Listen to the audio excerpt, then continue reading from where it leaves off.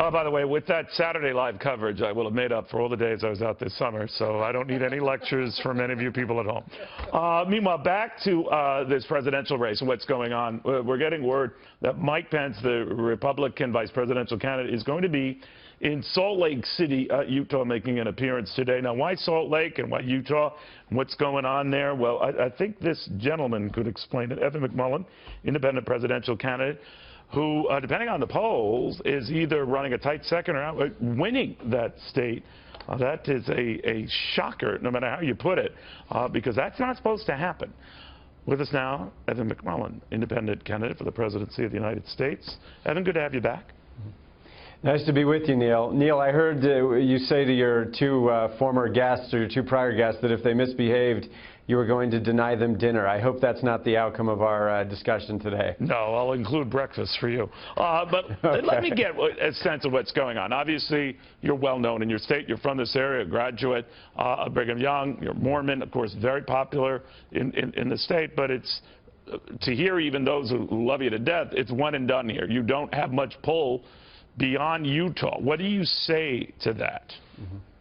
Well, first of all, I would say that I wasn't well known in the state. Yes, I was born here and I went to school here and I have ties here, but you know, I didn't have national name ID or state name ID here either. We've worked very hard for that. We're a 3-month presidential campaign. We don't have the support of a political party. We don't have the support of major political or Republican Party donors, for example. We are conservative independents, and so our resources have been limited, but we've been supported by the good people of America who are looking for another option. How many state ballots are you on, Evan? Could you just update me on that?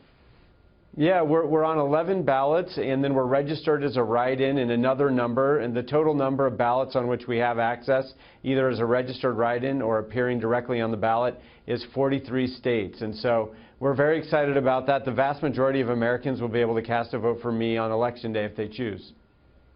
Do you think, though, that as we look at this race and it stays tight in your state, despite being on only 11 ballots, and of course you could write in 30-some-odd other states, that you might be the first independent candidate since George Wallace to score electoral votes? That is, of course, if you win Utah. How likely do you think that is?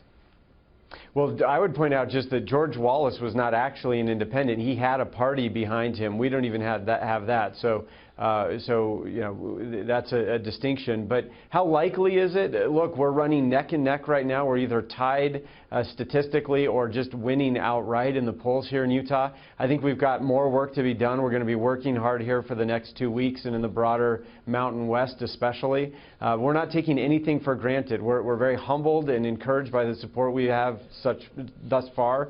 But look, there's more work to be done, and you know, 2 weeks is a long time in a race like this. No, you're right about